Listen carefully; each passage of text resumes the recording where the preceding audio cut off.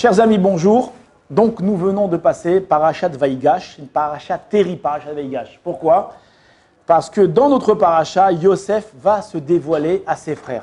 D'accord? On raconte, ramé dans les livres, que dans certaines communautés où, lorsqu'on commençait à lire ces parachiotes-là, les gens étaient tellement empris de l'histoire de Yosef et ses frères que lorsqu'on arrive au moment où Yosef va se dévoiler, Ani Yosef, je suis Yosef, est-ce que mon père vit encore? Alors il y a des gens, qu'est-ce qui se passait dans les Beth Knesset? Les gens, boum, ils s'écroulaient, s'évanouissaient, tellement qu'ils étaient émus de ce moment terrible où Yosef va se dévoiler. Alors, il y a beaucoup de moussard à apprendre de cette paracha-là. Et je vais, Bezrat Hashem, essayer de développer un petit point, mais qui est en réalité un point énorme et très isodi, très essentiel. Rapidement, qu'est-ce qui s'est passé? Parce que le dévoilement de Yosef, d'accord, c'est l'aboutissement de 3 ou 4 parachiotes, d'accord, depuis Vaïeshev jusqu'à Vaïgash. Donc il y a tout un cheminement, et là, c'est l'aboutissement. Qu'est-ce qui va se passer? Donc Yosef, petit frère, c'est l'avant-dernier, d'accord, va commencer à faire des rêves. D'accord? Qu'est-ce qui va arriver? Il va rêver qu'il est roi. Comment est-ce que ça va s'exprimer? Une fois, il va rêver que tous les frères qui sont sous forme de alumim, comment on dit alumim, de gerbe de blé, se prosternent devant sa gerbe de blé. Donc apparemment, lui, il est au-dessus des autres, tout le monde se prosterne lui. Et le deuxième rêve, c'est quoi? C'est qu'ils sont tous représentés par une étoile, Yaakov et sa femme par le soleil et la lune, et tout le monde se prosterne devant qui? Se prosterne devant Yosef. Maintenant, lui, qu'est-ce qu'il va faire? Yosef va raconter ses rêves à ses frères, et ce qui va énormément énerver ses frères. Pourquoi? Qu'est-ce qu'ils vont lui dire? Quoi? Tu veux régner sur nous? Tu veux régner sur nous? Alors les frères vont voir ça d'un très mauvais œil. Vous savez pourquoi? Parce que ils imaginaient que quoi? Que Yosef voulait les mettre de côté. Si on fait une introspection un peu en arrière, qu'est-ce qu'on voit? Que Abraham a eu 2 enfants, Ishmaël et Yitzhak. D'accord? Qu'est-ce qui s'est passé? Ishmaël a été mis de côté, c'est Yitzhak qui a pris la suite. Yitzhak a 2 enfants. Qui sont-ils? Yaakov et Esav. Esav est mis de côté. Qui c'est qui continue? C'est Yaakov. Maintenant, Yaakov, il a 12 enfants. Oui? Il a 12 enfants. Alors, on aurait pu croire qu'il y a le même cheminement, à savoir qu'un des enfants va mettre les autres de côté. Ça veut dire que le peuple juif va se former uniquement par un seul tronc. Pas un tronc multiple de 12 éléments, un seul. Et c'est ce qu'ils croyaient les frères. Ils croyaient que Yosef, maintenant, lui, voulait prendre la place principale héritier du peuple juif, donc de Abraham, Israël, Yaakov et Yosef, et mettre de côté les frères. Et ça, les frères, ils n'étaient pas d'accord. Pourquoi? Ils ont dit, si Esav et Ishmaël, eux, ont accepté de se mettre de côté, de partir, c'était de leur volonté. Eux ne voulaient pas être le Ham Israël. Ils ne voulaient pas faire partie du Ham Israël. Mais nous, les frères, on veut, oui, faire partie du Ham Israël. On veut être le Ham Israël. Donc, qu'est-ce que celui-là, il nous met de côté? Donc, eux, ils ont considéré que Yosef, à cause de ses rêves, d'accord, par le biais de ses rêves, il avait une intention de les mettre de côté. Et c'est pour ça qu'ils vont le juger comme quoi? Rodef. C'est quoi Rodef? Quelqu'un qui veut te tuer, qu'est-ce que tu dois faire? Lève-toi plutôt que lui et toi va le tuer. C'est quoi un Rodef? Quelqu'un qui te poursuit. Il poursuit pour te tuer. Alors toi, n'attends pas qu'il te tue, va tue-le avant. Donc ils se sont dit de la même façon. Lui, il veut nous écarter du bon chemin, il veut nous écarter du Olam Haba, il veut nous écarter de notre destinée d'être les pères du Ham Israël. Alors ils ont vu ça très mauvais œil, ils vont décider de le tuer. D'accord? Donc tout ça à cause des rêves. Alors ils ne vont pas tout de suite décider de le tuer, ça va venir un petit peu après. Mais entre-temps, ils vont commencer à haïr Yosef. Ils ne vont pas lui parler, ils ne vont pas être très copains avec lui.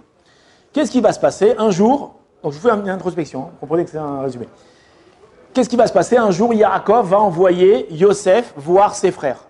Maintenant, Yosef, il sait que ses frères ne l'aiment pas tellement. Avant, malgré tout, pour honorer la volonté de son père, il a dit « Ok, papa, j'y vais ». Et il va les envoyer où ça? À Shrem. Pourquoi? Là-bas, les frères étaient en train de faire paître le troupeau. Donc, il va arriver à Shrem. Et quand il va arriver à Shrem, qu'est-ce qui va se passer? Il ne va pas les trouver. Et là-bas, nous dit le verset, le voilà, Vaimseu Ish, il va trouver un homme. Veine Toré Bassadé. Et il voit que donc Yosef était perdu dans le champ. Vaishalehu à Ish les morts Matebakesh. Et l'homme va lui demander, il dit, qu'est-ce que tu cherches? Qu'est-ce que tu trucs? Où tu dois aller? Alors Vayomer et Tachayanochi Mevakesh. Je cherche mes frères. Tu sais où est-ce qu'ils sont mes frères? Et qu'est-ce qu'il va lui répondre? Oui, tes frères, ils sont pas là depuis longtemps. Ils sont partis vers une ville qui s'appelle Dotana. D'accord, Dothan. Et donc, qu'est-ce qu'il va faire Yosef? Il va partir voir donc ses frères à Dothan. Et lorsqu'il va arriver, les frères vont dire, ah, voilà le Balachalomot, le rêveur. Venez, on le prend, on le tue, et on trempe sa tunique dans du sang, et on va voir, et on va dire qu'il est mort, et on va voir est-ce que ses rêves vont se réaliser. Et c'est ce qu'ils vont faire, enfin ils ne vont pas réellement le faire, ils vont le prendre, ils vont le juger, ils vont le considérer comme Rodef, d'accord, comme quelqu'un qui veut les tuer, ils vont le condamner à mort, et là tout le monde connaît l'histoire, qu'à la fin, Réhouven il dit qu'on va le tuer, ça ne nous sert à rien, venez on le met dans un puits, toute l'intention de Réhouven c'était de le sauver après. Réhouven, lui, va partir, entre-temps, Yehuda dit on ne va pas tuer, pourquoi faire, venez on le vend, alors, ils vont le vendre. Et à la fin, Yosef va se trouver où? Il va se trouver vendu dans une caravane et il va arriver en Égypte. Et là, tout le monde connaît l'histoire. Il va se retrouver dans la maison de Potiphar. Après, il va se retrouver en prison. Et après, il va se retrouver roi d'Égypte. Maintenant, qu'est-ce qui va se passer? Yosef est donc roi en Égypte. Et quoi? Et la famine sévit dans le monde. Yaakov dit à ses enfants, on ne va pas mourir de faim. J'ai entendu dire que quoi? En Égypte, il y avait des vivres. Donc, qu'est-ce qu'ils font les frères? Ils partent en Égypte chercher à manger. Et là, ils arrivent devant Yosef. Il y a beaucoup de midrashim qui racontent comment est-ce qu'ils sont arrivés devant Yosef. Ce n'est pas mon propos ici, d'accord? Ouais. Pourquoi Yosef n'a pas été voir ses frères quand il était dans les 7 ans d'abondance? Pourquoi est-ce que Yosef n'est pas parti voir ses frères quand il y avait les 7 années d'abondance? Alors, plusieurs réponses à la question. Et aussi, pourquoi il n'est pas parti voir son père? Lui, il attendait que les rêves se réalisent. Déjà, premièrement, il était en prison, il ne pouvait rien faire. D'accord, il était prisonnier chez Potiphar, c'était un esclave. Après, il s'est retrouvé en prison. Et de la prison, il s'est retrouvé roi en Égypte. Là, pour l'instant, il a compris que, bon, il ne pouvait pas partir tellement. Et même, il ne pouvait pas partir. D'accord, il ne peut pas partir d'Égypte. Lorsqu'il a vu ses frères arriver, et il a vu que ses frères se sont prosternés devant lui, il a compris que ici, ses rêves, apparemment, vont se réaliser. Maintenant, lorsque la première fois, les frères vont se prosterner, combien de frères vont être? Combien ils vont être à se prosterner devant lui? 10. Et dans son rêve, combien ils étaient? Il dit, ah, il en manque un. C'est pour ça qu'il va dire, non, partez, allez me chercher Binyamin. Mon premier rêve, il faut que Binyamin vienne. D'accord? Maintenant, c'est pour ça alors, il a compris que maintenant, Akadosh Baruch Hu, il voulait réaliser ses rêves. Donc la première fois, il va faire venir Binyamin pour que les 11 se prosternent devant lui. Et la deuxième fois, il va faire venir son père et sa belle-mère, on va dire, Bila, d'accord? Qui va venir et qui va, eux aussi, se prosterner devant Yosef. Donc Yosef, lui, il a compris que les rêves devaient se réaliser. Il y a une autre question que tu aurais pu poser. Dis pourquoi il n'est pas parti voir son père? Parce qu'il y a des Mefarshim qui expliquent que que Yosef pensait que Yaakov était dans la combine. Pendant un certain moment, il a soupçonné son père d'être aussi dans la combine, de l'avoir vendu. Donc c'est pour ça qu'il a préféré attendre. Qu'est-ce qui va se passer? Ils vont partir et ils vont après revenir encore une fois avec Binyamin. Entre-temps, Yosef va mettre Shimon en prison. Pourquoi Shimon, c'est Shimon qui va être emprisonné? C'est que c'est qui l'a jeté dans le puits? C'est Shimon qui l'a jeté dans le puits. Comme on avait expliqué, vous vous rappelez, il y a 2 semaines? C'est pas une nienne de vengeance, il a fait encore, c'est pas une nienne de vengeance. C'est une nienne d'expier tout ce que Yosef va faire à ses frères. C'est pour un tikkun, pour qu'ils expient leur faute. Ils ont fait une faute pour, lorsque tu souffres ici, t'es propre dans le monde là-bas. T'as raison, c'est une grande question. Mais là, on part dans tous les sens. On part dans tous les sens. On voit que Hachem, il voulait ça. Il voulait que les rêves se réalisent, donc il fallait qu'il trouve une combine pour les faire venir. Maintenant, mis à part ça, on voit que Yosef, le verset témoigne que le cœur de Yosef, il était pur. C'est-à-dire, il n'a pas fait ça par vengeance. Il a dit, mes frères, les pauvres, ils ont une faute dans leurs mains. Il faut absolument qu'ils expient leur faute. Il faut que je fasse quelque chose. Et il a fait tout ça pour expier leur faute. D'accord? Maintenant, là, on est parti un peu, revenons un petit peu en arrière. Qu'est-ce qui va se passer? Donc maintenant, Yosef va cacher son verre, sa gavia, dans la sacoche de Binyamin. D'accord? Est-ce que Binyamin était au courant qu'on avait caché la sacoche, la gavière dans... Non? Il était au courant ou pas? Il était au courant ou pas? Rabbeinu Tam, il ramène dans Sefer Yachar un truc très intéressant. Il dit que oui, il était au courant. Qu'à un moment, ils étaient dans la Séouda comme ça. Et Yosef, il était avec son verre en train de regarder. Bon, alors tous les frères étaient là. Et Yosef était assis à côté de Binyamin. Et il parlait avec Binyamin. Il lui dit, dis-moi, ton père, Yaakov, à part la Torah, il t'a appris d'autres sciences? Et Binyamin a dit, oui, il m'a appris d'autres sciences. Dis-moi, est-ce qu'il t'a appris l'astrologie, ou l'astronomie, ou l'astrologie, le fait de voir les choses? Il lui dit oui. Et il lui dit, concentre-toi et essaye de voir où est-ce qu'il est ton frère que vous avez perdu, que tu dis qu'il est mort. Et Binyamin, il commence à réfléchir comme ça. Il dit, non, il n'est pas mort. Je vois qu'il n'est pas mort. Il est où? Il réfléchit. Il est en Égypte. Où il est en Égypte? Il est dans ce palais. Où ça dans ce palais? Et là, il se tourne et il dit, c'est toi. Non. Et Yosef lui dit, ne dis rien. Ne dis rien. C'est entre les deux. Ne dis rien. Et qu'est-ce qu'il va faire? Il dit, je vais cacher la gavia dans ton sac et on va te faire attraper. Comme ça, nous avons le Sefer Yachar. Et c'est pour ça qu'il va, après le dédommager, il va lui donner 5 habits, il va lui donner plus d'argent. Pourquoi? Parce que Binyamin, lui, il va se prendre des coups par ses frères à cause de qui? À cause de Yosef. Donc pour le dédommager, là-bas, il lui a donné un petit peu plus. En tout cas, comme ça, Sefer Yachar, Rabbeinu Tam, il ramène comme ça que Binyamin était au courant qu'on avait mis le verre dans sa sacoche. Maintenant, ils vont revenir. Qu'est-ce qu'il va dire Yosef? Il lui a dit, écoutez, ce qu'on va faire, celui qui a volé, il sera prisonnier, et les autres, rentrez chez vous. Tout le monde peut rentrer chez soi. Et là, Yehuda, donc c'est la paracha de Vaïgash, il va commencer à s'approcher, il va commencer à rugir comme un lion, il va devenir comme un fou, Yehuda. Il va commencer, ses poils, ils vont traverser ses habits, il va commencer à se violenter, il va commencer à parler avec les frères ils vont commencer à s'organiser, toi tu vas de là-bas, tu vas là, ils vont détruire tout l'Égypte, ça, ils sont prêts à tout massacrer. Et là, Yosef, il vient, s'approche de Yosef et il lui fait toutes les insultes, entre guillemets insultes, qu'il lui dit, Mika Mocha Keparo, qui est comme toi Keparo, le dernier il est bien, il dit, je vais tuer toi et ton maître, vous deux je vais vous tuer, toi et ton maître. Pourquoi tout ça? Parce que tu as pris prisonnier mon frère Binyamin. Là, tu es en train de faire un truc, terrible. Là. Maintenant, pourquoi c'est terrible? Qu'est-ce qu'il lui a dit Yosef? Il lui a dit, écoute mon ami, ton frère c'est un voleur. Un voleur, c'est normal qu'il ait pris prisonnier. C'est normal. Qu'est-ce qu'il dit Binyamin? Il dit non, Yehuda dit non, il y a un truc qui ne va pas ici. Pourquoi il y a un truc qui ne va pas? Il dit, si nous tous, nous avions été arrêtés et Binyamin avec, on peut comprendre pourquoi. Comment on l'a dit la semaine dernière, tu te rappelles? Qu'est-ce qu'on a dit?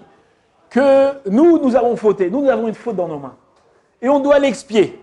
Binyamin, lui, n'a pas de faute. Ah, si lui, il est puni avec nous, on comprend pourquoi. Parce que quand on punit tout le monde. Les tzadikim, il n'est pas les tzadikim. Même si Binyamin n'est pas tzadik, il est puni avec les rechaim. Mais que tu punis seulement Binyamin, que lui est tzadik, et nous, tu nous laisses partir, non, il y a un truc qui ne va pas ici. Ça, ce n'est pas la justice divine. Et c'est pour ça que Yehuda, il va se permettre de rentrer en guerre contre Yosef. Maintenant, le Midrash, il raconte plein de trucs incroyables. Je vous invite à lire le Midrash raconte. Il y a plein de trucs incroyables sur ce passage-là. Maintenant, qu'est-ce qu'il va faire Yehuda? Il va faire une introspection de tout ce qui s'est passé. Et tu nous as dit, et nous on a fait, mon père, et ci, et ça, et ci, et ça, et ci, et ça. Et un des grands arguments qu'il va lui dire, que si maintenant, on revient sans mon frère, d'accord? Qu'est-ce qui risque de se passer? Que notre père Yaakov va mourir.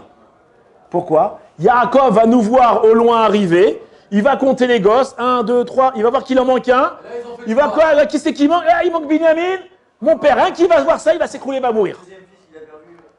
D'accord? Terrible, on ne peut pas faire ça à mon père. Qu'est-ce qu'il va lui dire Yosef? Alors à ce moment-là, Yosef, il va arrêter la sérénade, le cinéma, pourquoi? Deux raisons. Il dit que tout ce que lui, Yosef, il voulait, cette raison-là, ce n'est pas celle-là qui m'intéresse. Première raison, c'est que il ne veut pas faire du mal à Yaakov. Il comprend qu'Yaakov est innocent et Yaakov ne doit pas souffrir de ça. C'est que les frères qui doivent souffrir, c'est que les doivent qui doivent expier.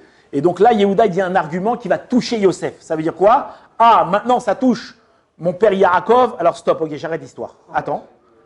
Ça, c'est la première chose. La deuxième chose, la deuxième façon de voir, c'est que non, Yosef, lui, il les a poussés, il a poussé Yehuda à dire cette chose-là.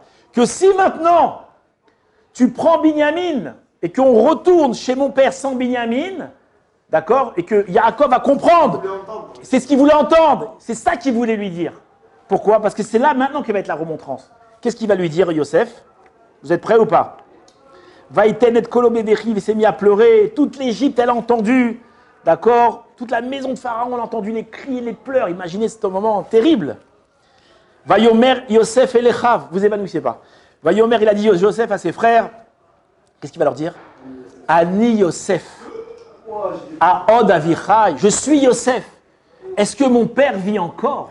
Alors, quel rapport entre les deux choses, le dévoilement de Yosef et que mon père il vit encore? C'est-à-dire, pour moi, vous avez... Ah, est-ce que ce calcul-là, que mon père, il va mal le vivre, et il va rentrer dans une dépression, et il risque d'en mourir, etc., etc. Lorsque moi, vous m'avez vendu, vous avez pensé à mon père? Ça, maintenant, vous inquiétez pour mon père. Mais pourquoi vous n'êtes pas inquiété à mon père quand vous m'avez vendu à moi? Ça le reprend. Ni Yosef, Aod, Abichai. Qu'est-ce qui s'est passé? Qu'est-ce qu'ils ont réagi, les frères? Qu'est-ce qu'ils ont dit? Velo yachlou et chabla. Ils n'ont pas pu lui répondre. Ils étaient complètement... Même sur cette phrase-là, il y a beaucoup à parler. Bon, je ne vais pas rentrer dans ça. Ils n'ont pas pu répondre. Le Midrash, il dit qu'à ce moment-là, ils ont eu honte, tellement ils étaient choqués qu'ils en sont morts. Ils sont tombés, leur neshama s'est élevé. Après, quand je il a dû remettre leur neshama. Ils sont morts. Velo yachlou echav la'anot oto ki nivalou mipanav. Nivalou, c'est quoi? On ne peut pas répondre. D'accord? Écoutez ce qu'il dit le Midrash sur ce verset-là. J'essaie de le dire Baralpé, je vais peut-être m'en rappeler. Amar Abba Cohen Bardella Omer. D'accord? C'est un Amora qui disait Oilanu miyom adin, oilanu miyom atorecha. Malheur à nous au jour du jugement, malheur à nous au jour où on nous fera remontrance. D'accord? D'où il apprend ce malheur-là? Il apprend d'ici. Pourquoi? Il dit que tous les frères, les Shvatim, Shifteka, d'accord, qui étaient des grands personnages, n'ont pas pu se tenir devant je dirais la petite, entre guillemets, petite remontrance que Yosef va leur faire, d'accord? Ils n'ont pas pu se tenir. Il leur a fait une remontrance, ils n'ont rien pu faire. Oui? Qu'est-ce que nous, lorsque on montera après 120 ans devant le tribunal céleste, et Akadosh Baruch Hu, il va nous faire remontrance, qu'est-ce que nous, on va répondre? D'accord? Donc de là, on peut expliquer, on peut comparer, qu'on peut imaginer combien ça va être terrible le jugement. Ça va être terrible, comment on va se faire juger?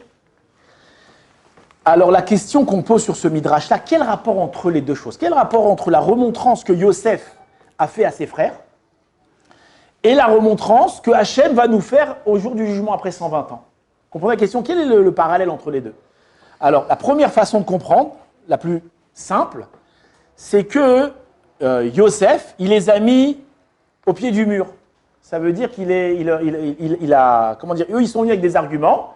Et Yosef leur a prouvé que tous les arguments qu'ils ont dit, ils sont bidons. Donc qu'est-ce qu'on fera, nous? On ira devant Hachem. Pourquoi tu t'es mal comporté? Mais tu comprends, parce que si, parce que c'est, parce que. Et à la fin, Akadosh Baruch Hu, il va nous montrer que tous nos arguments, ils sont bidons.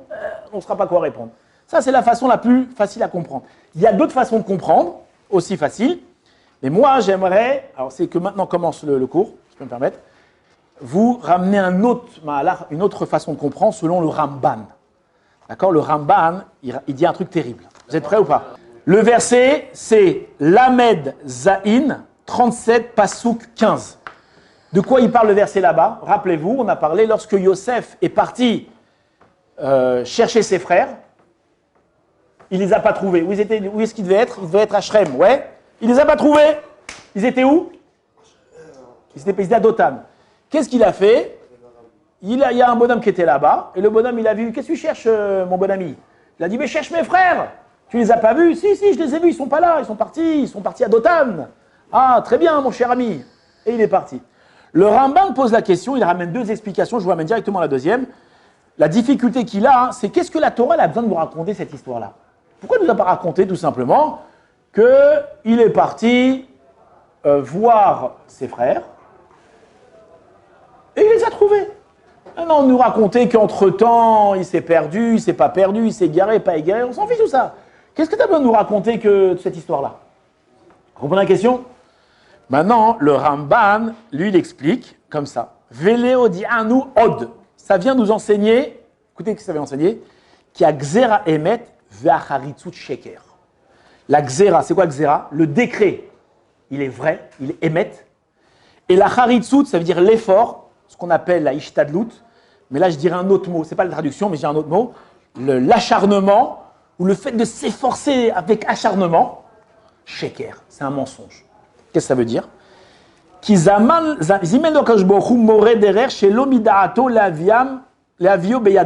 qui s'est passé? Yosef, lui, est détesté par ses frères. Maintenant, qu'est-ce qui s'est passé? Il est parti voir ses frères, il ne les a pas trouvés. Qu'est-ce qu'ils auraient dû faire? Qu'est-ce qu'il aurait dû faire Yosef? Il aurait dû retourner voir son père. Papa, je ne les ai pas trouvés. Ah, bon, ok, bon, mais ils vont sûrement venir un plus tard. Et le soir, il serait revenu. Et on ne sait pas comment l'histoire aurait continué, mais leur histoire a pu continuer qu'il ne se serait rien passé. Oui ou non?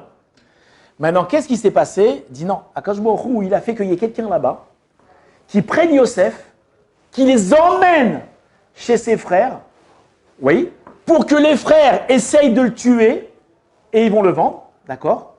Tout ça pourquoi? Pour montrer que tous les efforts que les frères vont faire pour aller à l'encontre de l'histoire, c'est vain. Que ce que Akadosh Baruch Hu a décidé, c'est ça qui arrive. D'accord? C'est comme ça dira Mamidi. Que pour nous prouver que à Gzera Emet, que Hachem il décide, c'est ça la vérité, et c'est ça qui arrivera. Vacharitzut, et tous les efforts que tu fais, Sheker. Ok? C'est ça qu'ils disent, Chachamim dans le Midrash Rabbah, il dit c'était qui cet homme-là qui a trouvé Yosef et qui l'a envoyé? C'était qui? Nous dit Rashi, vous avez vu? Zou Gabriel, c'est un ange. Ça, c'était pas un bonhomme, c'est un ange. Hachem, il a envoyé un ange pour prendre Yosef et le faire continuer son chemin. Continue le Rambam. Shelo al-China Mayakol Asipour. Toute cette histoire n'est pas vue pour rien. L'Odianu qui est Tzat Hachem Itakum pour nous enseigner que c'est le Etza, ce qu'il a décidé Hachem, c'est ça qui va réussir. Maintenant, le Ramban, il dit des mots, mais on ne les comprend pas très bien. Qu'est-ce que ça veut dire? Le Rav dit, ce qu'il explique, écoutez bien, vous êtes prêts? Yosef se dévoile à ses frères. Ani Yosef, Aod Avichai. Qu'est-ce qui se passe? Les frères, ils voient ça, ils sont sciés. Pourquoi ils sont sciés? Nous, les frères, tout ce qu'on a fait pour empêcher tout ça, tout ce qu'on a fait, oui ou non? Les risques qu'on a pris, la peine qu'on a fait à notre père, tout ce qu'on a fait, on l'a pris, on a fait semblant qu'il était mort et on l'a vendu et on l'a balancé où ça en Égypte, dans un endroit de perversion, parce qu'ils auraient pu l'envoyer autre part, ils auraient pu l'envoyer, je sais pas moi, dans un endroit, dans un monastère de bonne sœur ou un truc plus. Non, ils ont dit on va l'envoyer, il est beau Yosef, ouais, il est beau. On va l'envoyer là-bas et c'est sûr qu'il va être perdu. L'Égypte, c'était la balle à la débauche. Tout ce qu'on a fait pour perdre Yosef, pour que ses rêves ne se réalisent pas, qu'est-ce qui s'est passé? Ça, c'est tout ce qu'on a fait, au contraire, c'est se retourné contre nous. D'accord? Et plus que ça, c'est ce qu'on a fait qui a fait qu'on s'est prosterné devant lui. D'accord? Parce que si on n'avait pas envoyé en Égypte, on l'a envoyé dans un petit pays bidon, on l'a envoyé autre part, il ne serait jamais vu du roi d'Égypte. D'accord? Et nous, on ne serait jamais prosterné devant lui. Pourquoi nous, on se prosterne devant lui? C'est parce qu'on a à manger. Et le seul qui a à manger dans toute la terre, c'est qui? C'est lui. Donc tout ce qu'on a fait, ça nous retourne contre nous. Maintenant, c'est quoi leur calcul qu'ils ont fait? Pourquoi ils ont eu très très peur? Ils ont dit tout, ce que Akadosh Baruch Hu a décidé, c'est arrivé. D'accord? Mais c'est arrivé dans quelle façon? Que nous, non seulement on a eu le résultat, mais en plus on a eu les avérotes de tout ce qu'on a fait. Vous comprenez? J'ai très bien expliqué. Si les frères, ils avaient entendu les rêves et n'avaient pas réagi, ils n'avaient rien fait, ils n'auraient pas vendu Yosef, ils n'auraient pas essayé de le tuer, ils n'auraient rien fait. Ils auraient laissé l'histoire, ils auraient laissé continuer l'histoire de façon naturelle. Qu'est-ce qui serait passé? Qu'est-ce qui serait passé de façon naturelle? Eh bien, il serait arrivé que les frères de Yosef se trouvent devant Yosef et ils se prosternent devant Yosef et admettent Yosef comme roi. Est-ce que les frères auraient transgressé quelque chose? Rien. Ils ont laissé l'histoire continuer. Qu'est-ce qu'ils ont fait eux? Ils ont voulu aller contre l'histoire, contre le décret d'Hachem. D'accord? Et ils ont fait des efforts pour aller contre le décret d'Hachem. Qu'est-ce qu'ils ont fait? Ils ont simulé un meurtre. C'est pas seulement simuler un meurtre qui va faire la peine à Yaakov. Et ils vont aussi vendre leurs frères esclaves en Égypte. Terrible. Donc ils vont faire des avérotes. Ils vont faire des avérotes terribles. Donc qu'est-ce qu'ils vont avoir? Ils vont avoir le résultat qu'ils auraient dû avoir et en plus de l'avérote. Et c'est ça qu'ils se sont dit, mais qu'est-ce qu'on est, on est bête, quoi. On a eu le même résultat avec la Vérote. Maintenant, revenons à Abba Cohen Bardella. D'accord? Qu'est-ce qu'il dit Abba Cohen Bardella? Il dit, oh il a nous miyom adin, oh il a nous miyom atochecha. Malheur à nous au jour du jugement, malheur à jour où on nous fera remontrance. Pourquoi? C'est quoi le parallèle qu'on fait avec ça? Il dit que très souvent, nous aussi, on fait de la ishtadlut. Ça veut dire on fait de la charitzut. On essaye de faire des efforts, d'accord, pour aller contre la nature, contre le... Qu'est-ce que ça veut dire? Alors attention, je vais dire un truc, mais je vais le retirer tout de suite après, d'accord? C'est décidé à Rosh Hashanah, d'accord, combien, chacun quel parnassa il aura, d'accord, combien tu vas gagner, combien tu vas perdre, ce que tu recevras, c'est déjà décidé à Rosh Hashanah. Donc si c'est décidé déjà depuis Rosh Hashanah, pourquoi est-ce que tu fais autant d'efforts? Pourquoi tu fais autant d'efforts? Pourquoi tu ne vas pas aller yeshiva étudier, que je m'en t'envers la parnassa? Pourquoi tu vas travailler le matin? Oui ou non? Alors on pourra dire que peut-être c'est ça le reproche qu'on va nous faire. À Baruch Hu, il va dire pourquoi tu t'es cassé la tête à travailler? Pourquoi tu as fait tout ça? Tu ne sais pas que la parnassa elle est fixée à Rosh Hashanah? Oui ou non? Donc peut-être c'est ça le reproche qu'on va nous faire. Alors je dis que c'est pas ça, je l'enlève. Pourquoi je l'enlève? Parce que qu'est-ce que moi je suis et qui on est pour dire aux gens non, arrêtez de travailler, la parnassa elle est fixée, ne faites aucune ishtadlut, aucun effort, d'accord? Non, on doit faire des efforts, on doit travailler. Normal, on doit vivre normalement. Il y a oui un effort qu'on peut ouvertement dire, on peut ouvertement faire remontrance, c'est les efforts qu'on fait pour obtenir la parnassa, la subsistance, de façon interdite. Par le biais des magouilles. C'est quoi les magouilles? C'est quoi les magouilles? Taxe carbone, taxe, etc., forex, etc., etc. D'accord? Maintenant, un homme qui fait ça, un homme qui gagne sa parnassa comme ça, d'accord, pourquoi il fait ça? Comme tu as dit, il veut gagner de l'argent facilement, il veut que ça aille plus facile. D'accord, il ne croit pas réellement que Akadosh Baruch Hu lui a fixé la parnassa avant Rosh Hashanah. Et lorsque cet homme-là va monter après 120 ans devant le bon Dieu, qu'est-ce qu'il va lui dire à Akadosh Baruch Hu? Il dit, moi, t'as pas honte ou quoi? Il dit, tu sais pas que la parnassa elle est fixée à Rosh Hashanah? Qu'est-ce que maintenant tu t'es amusé à aller faire des magouilles, à voler les gens pour gagner de l'argent? Maintenant, pourquoi c'est une remontrance terrible? Et cette remontrance-là, elle est liée avec les frères de Yosef. Parce que qu'est-ce qu'il va lui dire Hachem, à cet homme-là? Et il dit, le résultat, c'est exactement le même. Ça veut dire que l'argent que tu as reçu, tu l'as reçu. Mais tu l'as reçu de façon interdite. Ça veut dire que tu as eu le même résultat, mais en plus, tu as eu les avérotes avec, tu as eu les fautes avec. Comprenez ou pas? Maintenant, il y a une autre façon de gagner sa parnassa de façon interdite, et ça aussi, on nous fera la même remontrance. Ce n'est pas forcément des magouilles violentes, comme on a dit, le forex, des trucs qu'on vole réellement. Il y a d'autres magouilles, ça veut dire que quoi? Tu es commerçant, un client il rentre, alors tu aimes bien arrondir un peu les côtés, tu as monté un petit peu le prix. Tu n'es pas réellement un voleur, mais pourquoi tu fais ça? Tu n'as pas confiance que Hachem il t'a envoyé la parnassa? Tu crois, tu veux gratter 5 shekels, 10 shekels, 20 euros, 30 euros? D'accord? Pourquoi tu n'es pas honnête? Le bonhomme, il te demande quelque chose. Sois honnête. Donne-lui un conseil franc, un conseil honnête. Ah, tu as peur de rater client? Quoi? Tu ne sais pas que c'est Hachem qui envoie la parnassa? Tu ne rateras rien du tout. Si ce n'était pas ton client, c'est pas ton client, tu ne l'auras pas. Et confiance. Oui ou non? Ça aussi, c'est une façon de gagner la parnassa de façon assourde. Et ça, on nous reprochera. Il dit, espèce d'imbécile, le résultat, tu as exactement le même résultat. Mais en plus, tu as une avéra. Espèce d'imbécile. Il y a une autre façon de gagner encore la parnassa de façon interdite, et ça, elle touche plus de gens encore, et ça aussi, on nous fera la remontrance. Mais ça va changer un peu. Attends, c'est quoi? C'est tout ce qui est, tous les efforts qu'on fait pour avoir la parnassa en faisant bitul tefila et bitul Torah.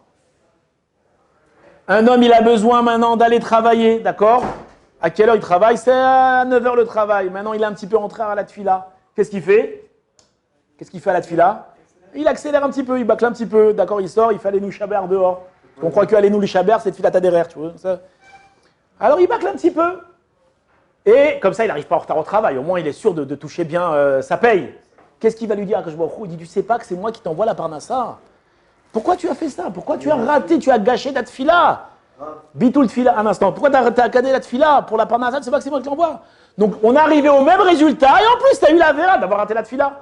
Bitul Torah, la même chose. Tu as l'habitude d'aller à un shiur de Torah, d'accord, tout le temps. le matin, le midi, le soir, tu as fixé une étude de façon régulière. D'accord? Vous savez que l'étude, ce n'est pas l'ignan d'étudier simplement. Le ignan, c'est d'étudier de façon fixe tous les jours. C'est ça qu'on nous demande, tous les jours de façon fixe. Et un homme, un jour, à cause du travail ou à cause de n'importe quoi, qu'est-ce qu'il fait? Il rate son cours. Qu'est-ce qu'il a? Pourquoi t'as arrêté ton cours? Ah, parce que tu avais un client. Mais tu ne sais pas que c'est moi qui envoie la parnassa. D'accord? Donc, non seulement on arrive au même résultat, et en plus, tu as la vera dans les mains. Il y a un petit hic là-dedans, c'est que, par exemple, un mec... Un petit hic. Ouais, un truc que, par exemple, un mec qui va faire des études, genre... Un homme qui va faire des études, oui. Un gros truc, quoi. Par exemple, il va gagner 10-15 000 par mois. Ouais, il va gagner 10-15 000 par mois. Alors? S'il va s'asseoir pour étudier tous les jours, il va faire un verre. Jamais il gagnera 10-15 000 par mois. Est-ce qu'il vivra moins? C'est pas fixé. Très intéressant. Le jeune homme pose une question. Comment on va la résumer, la question? Il y a deux choses. Il y a ce que tu as l'habitude de faire, et c'est ce que je suis en train de parler moi. Un homme qui a l'habitude, il a un cycle de vie, il va à la tefila de matin, il va étudier après, il va travailler, etc. D'accord? Maintenant, à partir du moment où tu as un cycle normal, c'est ton cycle de vie, d'accord? Tu n'as plus le droit maintenant de venir en arrière, tu n'as plus le droit de t'arrêter. Si maintenant tu t'arrêtes parce que tu crois que ton étude ou ta prière, à cause de ça, tu vas gagner moins d'argent, quand je me il va te faire un reproche. Il dit c'est ridicule, tu ne sais pas que c'est moi qui envoie la parnassa. Étudie la Torah, prie comme il faut, et la parnassa, elle ne bougera pas. Maintenant, toi, tu parles d'autre chose. Tu parles qu'un homme, maintenant, il arrive dans la vie, il veut faire des études. Fais des études, apprends, deviens médecin, deviens avocat, deviens tout ce que tu veux, deviens ingénieur.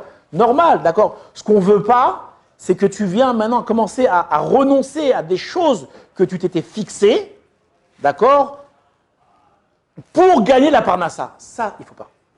Il y a une autre façon que ce principe-là s'applique, c'est par rapport au plaisir de la vie. Le Rav Dan Segal, il explique que même les plaisirs dans la vie sont fixés à Rosh Hashanah.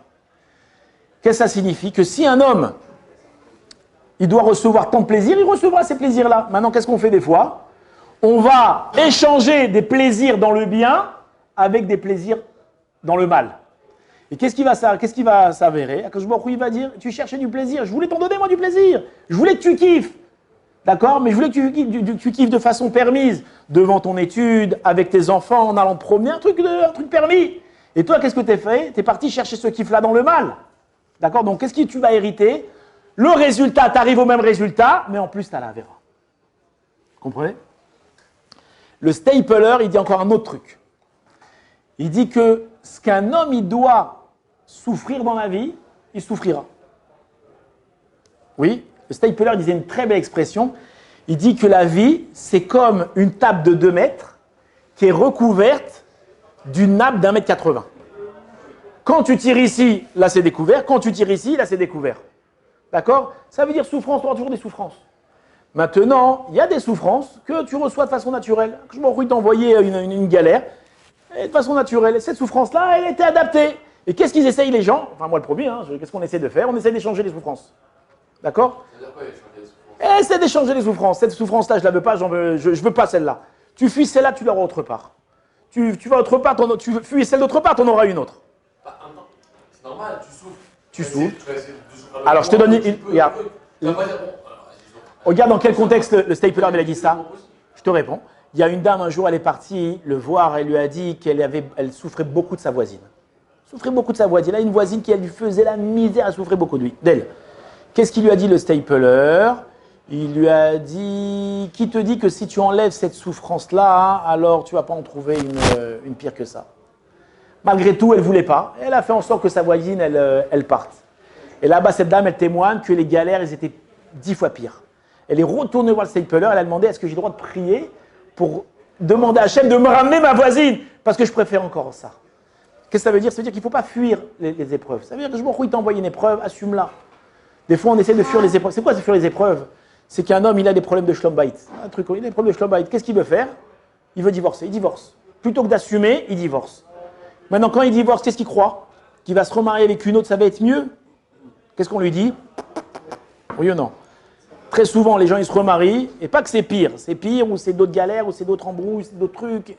Alors, tu as ta souffrance, tu as ta galère, tu as ton épreuve, assume-la. On ne parle pas de cas extrêmes où il y a des trucs où on tombe sur un fou, une folle, un truc extrémiste. où là-bas, des fois, les gens, ils n'ont pas les nerfs de supporter. Mais des fois, l'épreuve, pour la surmonter, il faut un petit peu de bon sens, un peu de volonté, un peu d'humilité, de baisser la tête, d'accord, de faire un peu plus de compliments, d'être un peu plus gentil, etc. Les gens, ils ne veulent pas, disent non, moi, je ne veux pas être gentil avec elle, moi, je ne veux pas lui faire de compliments, moi, je ne veux pas faire, je vais divorcer, et je vais me marier avec une mieux qu'elle. Alors, vas-y, divorce, tu verras, tu vas trouver une avec elle. Donc, ça qu'on te dit, ne fuis pas les épreuves. Qu'on t'a envoyé, prends, assume, travaille avec ce que tu as. On ne sait pas, on t'échange quelque chose contre quelque chose. D'accord, Bézard d'Hachem, que Hachem y bézerait nous de surmonter donc toutes ces épreuves et d'arriver au même point sans les avérotes.